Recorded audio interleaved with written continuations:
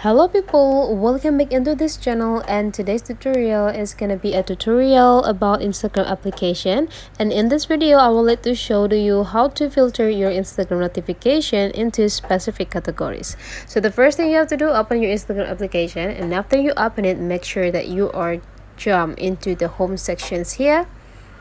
And whenever you are in the home section, make sure that you are look at the right upper corner, and there will be two buttons here, that is love button and inboxes or DM buttons. So if you want to set the notification, go jump into the love buttons.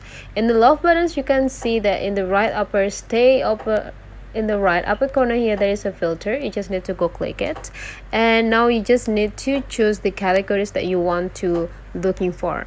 For example, if you want to find out about the notification and commenting, you just need to go click a comment and go click apply, and Instagram will be filtered to you who's already who's give you a comment and what content that you got the comments to.